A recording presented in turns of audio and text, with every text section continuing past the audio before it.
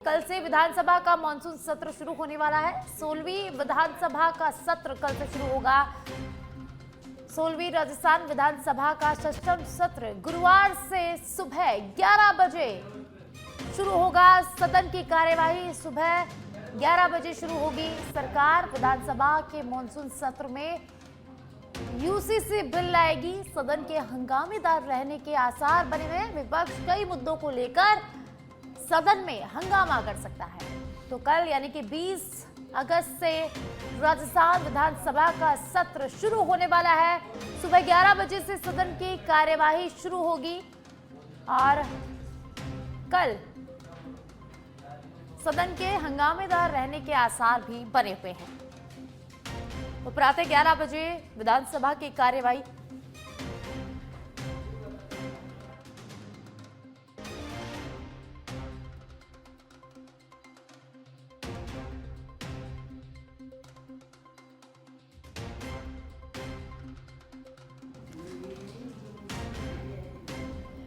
तो कल से विधानसभा का मानसून सत्र शुरू होगा। 20 अगस्त से राजस्थान विधानसभा का मानसून सत्र होगा। 16वीं राजस्थान विधानसभा का षष्ठम सत्र कल से शुरू होने जा रहा है। इससे पहले कल सर्वदलीय बैठक आयोजित हुई थी। विधानसभा अध्यक्ष वासुदेव देवनानी की अध्यक्षता में कल सर्वदलीय बैठक हुई और अब कल से विधानसभा का मानसून सत्र शुरू होने वाला है। कल सुबह 11 बजे सदन की कार्यवाही शुरू होगी और सदन के हंगामेदार रहने के आसार हैं।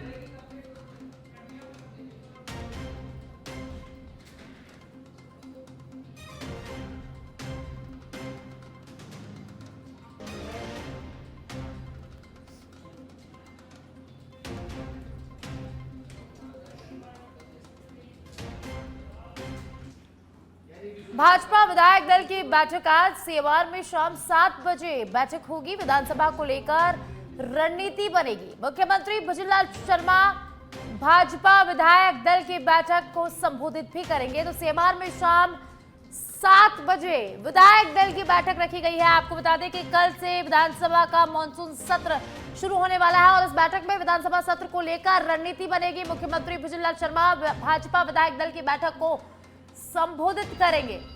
तो शाम 7 बजे सेमार में बैठक होगी। भाजपा विधायक दल की बैठक आज रखी गई है। आपको बता दें कि कल यानी कि 20 अगस्त से राजस्थान विधानसभा का मानसून सत्र शुरू होगा और इसी को लेकर यह बैठक होगी और आज इस बैठक में विधानसभा सत्र को लेकर रणनीति बनेगी। मुख्यमंत्री भजनलाल शर्मा यहां पर संबोधित करेंगे।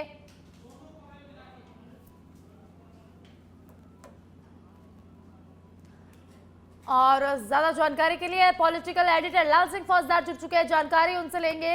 लाल सिंह, कल यानी कि 20 अगस्त से राजस्थान विधानसभा का मानसून सत्र शुरू होने वाला है और इसी के साथ मानसून सत्र शुरू होने से पहले आज भाजपा विधायक दल की बैठक रखी गई है। क्या कुछ जानकारी? देखिए साक्षी, कल मानसून सत्र शुरू हो जाएगा और बेहद महत्वपूर्ण ये सत्र माना जा रहा है। हालांकि ये छोटा सत्र रहेगा, यानी अधिक दिन नहीं चलेगा जैसी संभावना जताई जा रही है, लेकिन इस सत्र में कई अहम विधेयक सरकार लाने वाली है। सरकार की पूरी तैयारी है, खासकर यूसीसी बिल को लाना, जो राजस्थान इसके बाद हिंदुस्तान का चौथा ऐसा स्टेट बन जाएगा जहाँ यूसीसी बिल पास हो गया है। इसको लेकर हंगामे के आसार हैं। लिहाजा आज विधायक दल की बैठक बुलाई है। विधायक दल की बैठक में मुख्यमंत्री भजनलाल शर्मा का संबोधन रहेगा। सीएमआर में 7 बजे मीटिंग रहेगी और सीएम हमेशा मंत्रियों और विधायकों को एक बात कहते हैं कि आप पहले तो पूरी तैयारी के साथ आइए। अपनी विधानसभा क्षेत्र की जो भी समस्याएं हैं उनका आपको पता होना चाहिए और साथ ही क्या काम सरकार ने कराए हैं उनकी जानकारी आपको पुख्ता होनी चाहिए। लिहाजा सदन में जब बहस हो किसी मुद्दे पर तो कहीं आपको कमतर नहीं रहना है, जवाब देना है, पूरी तरह से बताना है कि सरकार ने ये किया है। वो कहते हैं कई बार कि हमारी तमाम उपलब्धियां उनके 5 साल पर भारी हैं। अब तक के कार्यकाल की उपलब्धियां 5 साल पर भारी है। तो आप ऐसे में वो विधायक को कहते हैं, मंत्री को कहते हैं, कई बार सदन में तस्वीर बन जाती है जब विपक्ष की ऐसा लगता है विपक्ष हावी हो रहा है, तो वो कहते हैं आप इसमें बिल्कुल आप सीना तान कर कहिए कि सरकार ने काम किए हैं, किसी वर्ग को नहीं छोड़ा है, किसी गाँव ढाणी को नहीं छोड़ा है। आज इसी को लेकर रणनीति बनेगी। किस तरह अगर मान लो यूसीसी का विरोध करते हैं तो किस तरह काउंटर करना है, कैसे विधायकों को तैयारी के साथ आना है, मंत्रियों को अपने विभाग की पूरी तैयारी के साथ आना है। वो लगातार कहते हैं, कई बार जब बड़ी हास्यास्पद स्थिति बन जाती है साक्षी, जब मंत्री अपने संबंधित विभाग के प्रश्न का जवाब नहीं दे पाते, उनकी जानकारी का अभाव होता है। ये बड़ी सरकार के लिए भी कभी बड़ा असहज वाली स्थिति बन जाती है। लिहाजा इससे बचने के लिए मुख्यमंत्री भजनलाल शर्मा ने पहले ही मंत्रियों को कह रखा है कि आप तैयारी के साथ आइए, अपने विभाग की पूरी तैयारी हो, जो प्रश्न सदन में लगाए गए उनका पूरा कंटेंट के साथ जवाब सदन में रखा जाए, क्योंकि सदन होता है उसकी कार्रवाई का असर पूरे प्रदेश पर पड़ता है। अब लिहाजा निकाय पंचायत चुनाव में तो मैं ये कह सकता हूँ साक्षी की इस मानसून सत्र को लेकर दोनों ही यानी कि सत्ता पक्ष और विपक्ष सदन की इस कार्रवाई को ये चाहेंगे इस तरह अपने पक्ष में बनाने के लिए कि इसका असर निकाय चुनाव पड़े, इसका असर पंचायत राज चुनाव पड़े। तो लिहाजा विपक्ष अपने पूरे तेवर रखे, विरोध करेगा तमाम योजनाओं को लेकर, तमाम मुद्दों को लेकर, तो वहीं सरकार पूरी तरह से अपनी बात को प्रभावी तरीके से सदन में रखे। जी लाल सिंह, बहुत बहुत शुक्रिया तमाम जानकारी को साझा करने के लिए। तो कल राजस्थान विधानसभा का मानसून सत्र कल से शुरू होने वाला है और इससे पहले आज भाजपा विधायक दल की बैठक रखी गई है। सेमार में शाम 7 बजे बैठक होगी। मुख्यमंत्री भजनलाल शर्मा विधायक दल की बैठक को आज संबोधित भी करेंगे।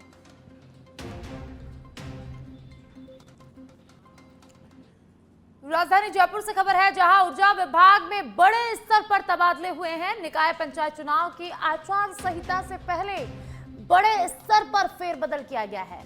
RVPNL Jaipur discom Ajmer discom में तबादले हुए हैं। टेक्निकल नॉन टेक्निकल संवर्ग में 200 से ज्यादा कार्मिकों के तबादले किए गए हैं। तो इस वक्त ही राजधानी जयपुर से बड़ी खबर है, जहां बिजली विभाग में बड़े स्तर पर तबादले हुए हैं। टेक्निकल नॉन टेक्निकल संवर्ग में 200 से ज्यादा कार्मिकों के तबादले कर दिए गए हैं। तो ऊर्जा विभाग में बड़े स्तर पर तबादले हुए हैं, बड़े स्तर पर फेरबदल हुआ है।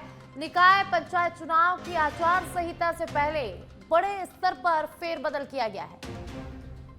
RVPNL Jaipur discom Ajmer discom में तबादले किए गए हैं। टेक्निकल नॉन टेक्निकल संवर्ग में 200 से ज्यादा कार्मिकों के तबादले किए गए हैं।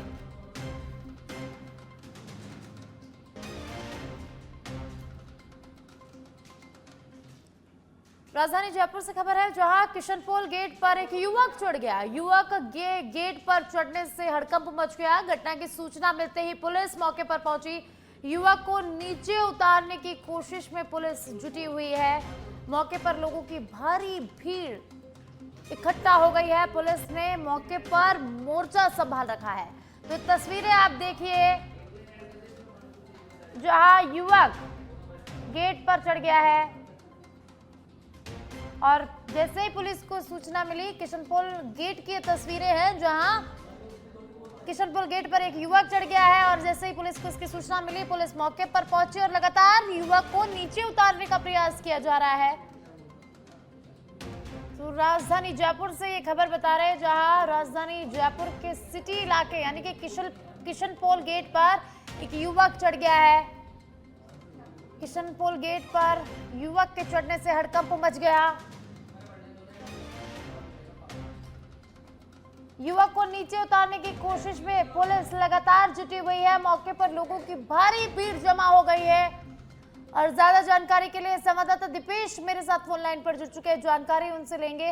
दीपेश, कोई टंकी पर चढ़ रहा है, कोई कहां चढ़ रहा है? और आज राजधानी जयपुर से तो तस्वीरें आई, किशनपोल गेट पे एक युवक चढ़ गया है, तो क्या कारण है उसका गेट पर चढ़ने का? क्या कुछ जानकारी? गेट पर एक युवक है जो सुबह करीब उम्र 20 के आसपास की उम्र उसकी बताई जा रही है और वो किशनपोल गेट पर वो चढ़ गया है। पुलिस को सूचना मिलते ही पुलिस मौके पर पहुंची, रेस्क्यू टीम भी मौके पर पहुंची, फायर ब्रिगेड भी मौके पर पहुंची। पुलिस और रेस्क्यू टीम के प्रयासों से उसको उतारा जा रहा है, पूरी कोशिश की जा रही है। पुलिस ने रेस्क्यू टीम ने जाल भी बिछा दिया है, किसी तरह की अनहोनी ना हो। एम्बुलेंस भी यहाँ पे खड़ी कर दी गई है, पर वो इधर से उधर शिफ्ट होता जा रहा है। पुलिस एक तरफ से चढ़ती है तो वो दूसरी तरफ चला जाता है, दूसरी तरफ चढ़ती है तो वो दूसरी तरफ शिफ्ट हो जाता है। पुलिस पूरा प्रयास कर रही है, रेस्क्यू टीम पूरा प्रयास कर रही है, पर वो दीपेश, युवक को उतारने का प्रयास किया जा रहा है, लेकिन युवक आखिरकार किशनपोल गेट पर चढ़ा क्यों? इसके पीछे का कारण क्या सामने आ रहा है? इसके बारे में क्या जानकारी है? आपको बता दूं कि वो जो युवक है मानसिक, पुलिस के अनुसार मानसिक रोगी बताया जा रहा है। उसके हाथ में चैन है, उसकी कोई ऐसी मांग नहीं है कि जो पहले नर्सिंग कर्मी चढ़े थे कि छात्र नेता चढ़े थे, तो उनकी कोई ऐसी, इस युवक की ऐसी कोई मांग नहीं है कि जिससे वो चढ़ा है। मानसिक रोगी वो बताया जा रहा है, हाथ में उसके साइकिल की चैन है और उसको लेके वो पहले बैठा था। अब रेस्क्यू टीम के पहुंचने से वो इधर उधर मूव कर रहा है, जिससे रेस्क्यू टीम को उसको उतारने में बहुत ज्यादा तकलीफ का सामना कर रहा है। और यहाँ पे जो जमावड़ा है, भीड़ का जमावड़ा भी हो गया है बहुत ज्यादा, और पुलिस भी मौके पर पहुंच गई है। जी बहुत बहुत शुक्रिया दीपेश इस तमाम जानकारी को साझा करने के लिए। तो ये एक्सक्लूसिव तस्वीरें राजधानी जयपुर से, जहां किशनपोल गेट पर एक युवक चढ़ गया है। पुलिस मौके पर मौजूद है और लगातार युवक को नीचे उतारने का प्रयास किया जा रहा है। जानकारी के मुताबिक युवक मानसिक रूप से बीमार है और युवक किशनपोल गेट पर चढ़ गया है। लगातार युवक को नीचे उतारने का प्रयास अब किया जा रहा है। मौके पर लोगों की भारी भीड़ जमा हो गई है। फिर युवक के किशनपोल गेट पर चढ़ने से आसपास में हड़कंप मच गया है। जयपुर से खबर है और आज निकाय चुनाव की तारीख का ऐलान हो सकता है। शाम को आयोग ने तारीखों के ऐलान की तैयारी रखी हुई है। राज्य निर्वाचन आयुक्त राजेश्वर सिंह मीडिया से आज रूबरू हो सकते हैं, तो आज तारीखों का ऐलान हो सकता है। संभवतः आज चुनाव की तारीखों का ऐलान आयोग कर सकता है। राज्य निर्वाचन आयुक्त राजेश्वर सिंह आज मीडिया से रूबरू हो सकते हैं और चुनाव के तारीखों का ऐलान आज किया जा सकता है।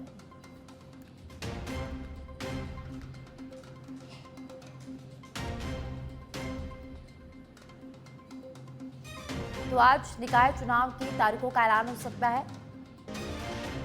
तो आज राज्य चुनाव आयोग तारीखों का ऐलान कर सकता है। शाम को आयोग ने तारीखों के ऐलान की तैयारी कर रखी है और आज शाम को ऐलान हो सकते हैं। गोपालपुरा बाईपास के कोचिंग सेंटर आज से 3 दिन बंद रहने वाले हैं। जेडीए के नोटिस के विरोध में राजस्थान कोचिंग एसोसिएशन का बड़ा फैसला सामने आया है। एसोसिएशन ने 3 दिन कोचिंग सेंटर बंद रखने का ऐलान कर दिया है। जेडीए की कार्रवाई से करीब 3 लाख विद्यार्थियों के प्रभावित होने का दावा और अब तक करीब 90 कोचिंग सेंटरों को नोटिस जारी किए जा चुके हैं।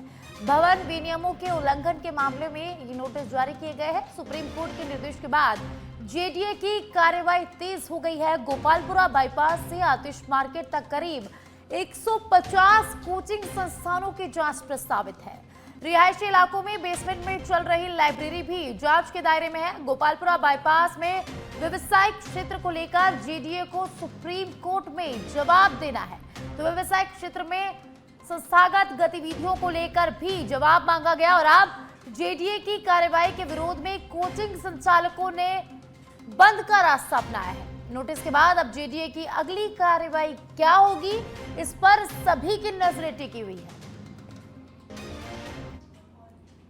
सुप्रीम कोर्ट के आदेश के बाद गोपालपुरा बाईपास पर जेडीए की बड़ी कार्रवाई देखने को मिली है। बायलॉज के विपरीत चल रहे 87 बिल्डिंग बेसमेंट में नियमों के विपरीत संचालित 116 कोचिंग सेंटरों को नोटिस दिया गया है। जेडीए ने 4 लाइब्रेरी और 1 बिल्डिंग में जिम को सील कर दिया है। अवैध बिल्डिंग और कोचिंग संस्थानों को 7 दिन में जवाब देने के निर्देश दिए गए हैं। बिल्डिंग बायलॉज के अनुसार कोचिंग सेंटर के लिए न्यूनतम 500 वर्ग मीटर भूखंड जरूरी, बेसमेंट में कोचिंग कक्षाएं और लाइब्रेरी चलाने की अनुमति नहीं है। जेडीए की सर्वे रिपोर्ट के बाद नियम तोड़ने वालों पर कार्रवाई जारी।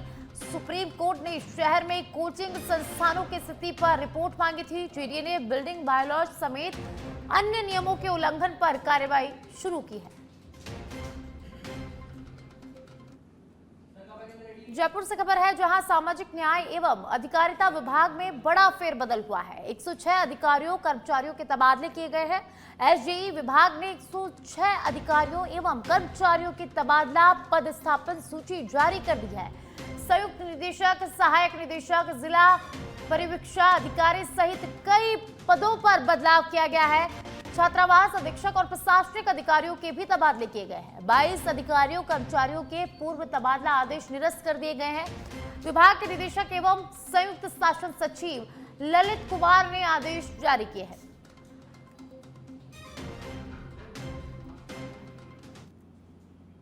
और अब बुलेटिन में मौसम की बात करेंगे। राजस्थान में आज 10 जिलों में बारिश का येलो अलर्ट जारी किया गया है। अलवर, बारा, भरतपुर, दौसा, डीग, धौलपुर, करौली, खैरतल, तिजारा, कोटपुतली, बहरोड और सवाई माधोपुर में बारिश का येलो अलर्ट जारी किया गया है। अगले 3 दिन प्रदेश में बारिश का दौर जारी रहने के आसार है। 19 अगस्त से पूर्वी राजस्थान में मानसूनी गतिविधियां बढ़ेंगी। 20 से 23 अगस्त तक जयपुर भरतपुर संभाग में बारिश के आसार बने हुए हैं। मंगलवार को 11 जिलों में हल्की बारिश हुई। करौली, सवाई माधोपुर, कोटा, झालावाड़, चित्तौड़गढ़, बांसवाड़ा, डूंगरपुर, प्रतापगढ़, सलूंबर, उदयपुर और सिरोही जिलों में बारिश दर्ज की गई है। प्रतापगढ़ के अरनोद में सबसे ज्यादा 21 mm बारिश दर्ज की गई है। श्रीगंगानगर में 39.8 डिग्री के साथ प्रदेश का सबसे गर्म रहा, तो वहीं माउंट आबू 23.9 डिग्री के साथ सबसे ठंडा रहा।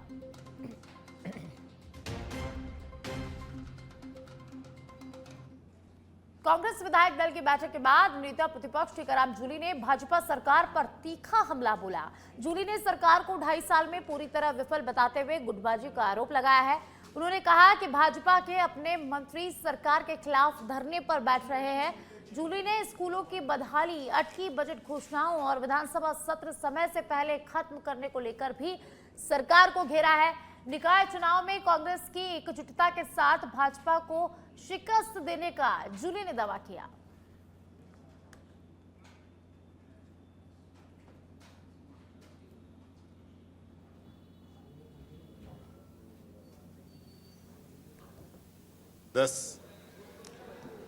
आज विधायक दल की बैठक के अंदर उपस्थित हुए हमारे प्रभारी रंधावा जी, हमारे पूर्व मुख्यमंत्री आदरणीय गहलोत साहब, हमारे प्रदेश अध्यक्ष आदरणीय डोटासरा जी सहित सभी साथी उपस्थित हुए।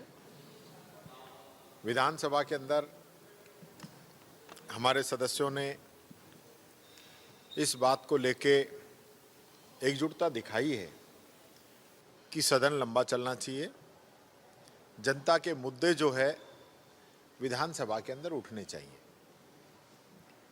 कई प्रकार के इश्यूज हैं।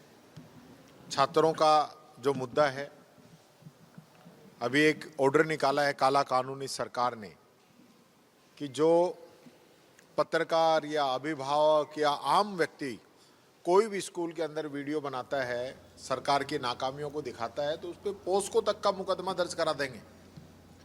ये डराने वाला कानून है, धमकाने वाला कानून है। और अब खबर धौलपुर के राजाखेड़ा से है, जहां झूला छाप डॉक्टर पर गंभीर आरोप लगाए गए हैं। इलाज के दौरान अधेड़ की मौत के आरोप लगाए गए हैं। परिजनों ने लापरवाही का मामला दर्ज करा दिया है। इंजेक्शन लगाने के बाद तबीयत बिगड़ी थी। पोस्टमार्टम के बाद परिजनों को शव सौंपा गया। आरोपी डॉक्टर फरार और लगातार पुलिस डॉक्टर की तलाश में जुटी हुई है। डिग्री और क्लिनिक दस्तावेजों की जांच होगी। अवैध क्लिनिकों पर कार्रवाई की तैयारी। धौलपुर के राजाखेड़ा से बड़ी खबर है, जहां एक झूला छाप डॉक्टर पर गंभीर आरोप लगाए गए हैं।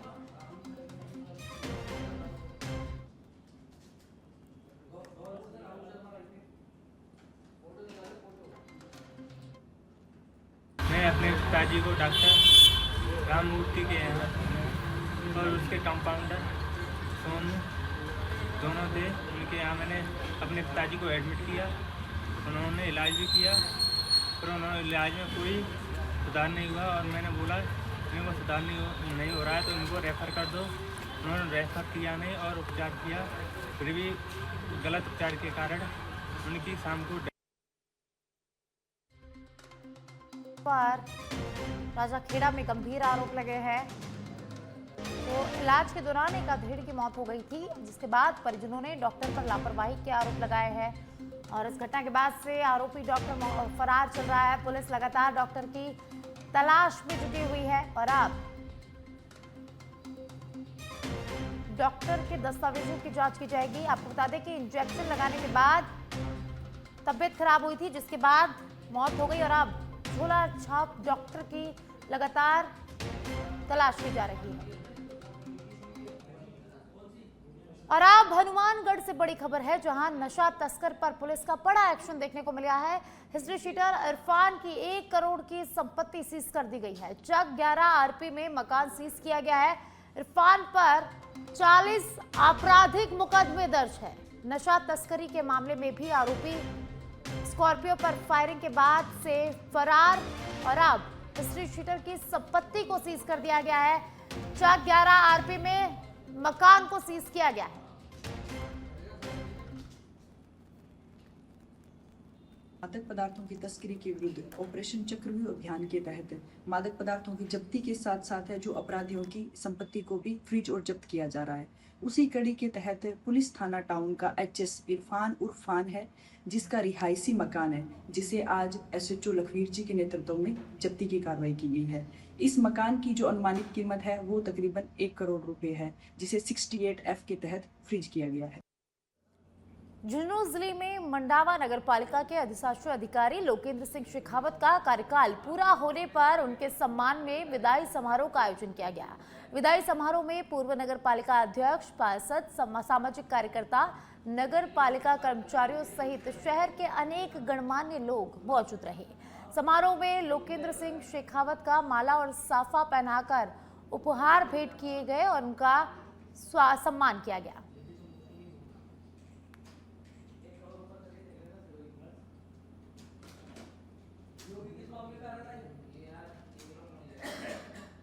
फतेहपुर शेखावाटी में नए पुलिस उपाधीक्षक एनआर भाकर और एसडीएम पंकज गढ़वाल ने पदभार संभाल लिया है। डीएसपी एनआर भाकर ने कहा कि आमजन और पुलिस के बीच बेहतर तालमेल उनकी प्राथमिकता रहेगी। साइबर ठगी अपराधियों और भूमाफियाओं पर प्रभावी कार्रवाई करने के साथ अपराधियों में भय और आमजन में विश्वास कायम किया जाएगा। उन्होंने बदमाश प्रवृत्ति के लोगों से सतर्क रहने और अभिभावकों से युवाओं की सोशल मीडिया गतिविधियों पर नजर रखने की अपील की है।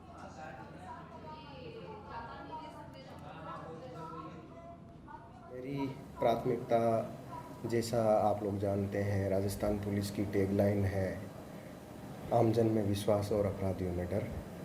फतेहपुर क्षेत्र से कुछ बदमाश प्रवृत्ति के लोग, राहुल रेणाऊ और उसके कुछ साथी, यहाँ कुछ लोग आमजन को और कुछ व्यापारियों को धमकी देने सहित कुछ इस तरह की आपराधिक गतिविधियाँ कर रहे हैं। तो मेरा फोकस उन पे रहेगा।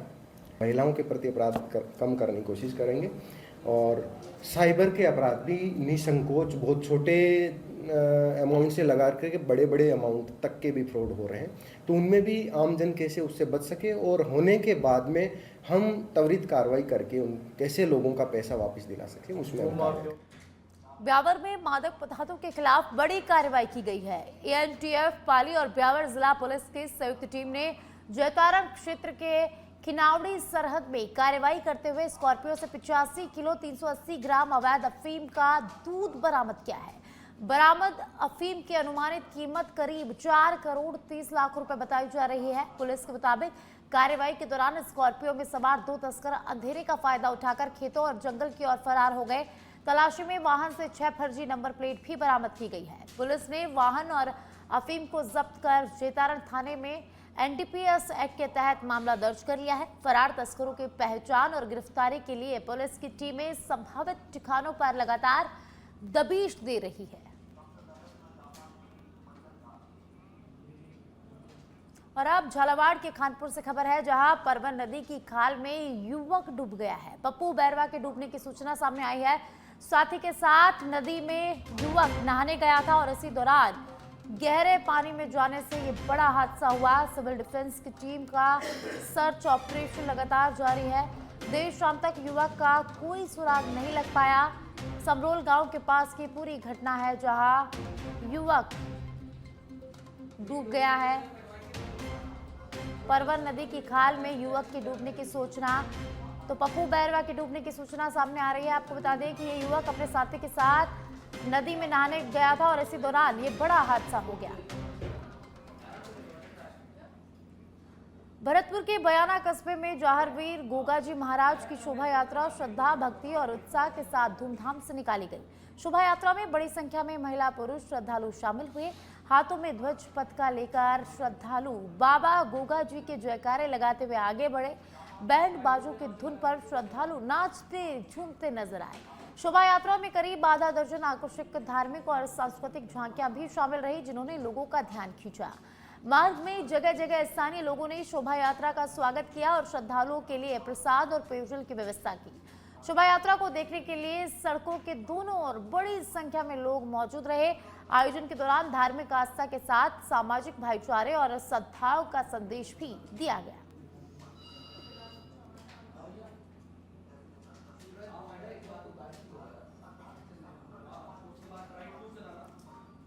तो भरतपुर से खबर है जहां गोगाजी महाराज की शोभा यात्रा निकाली गई है और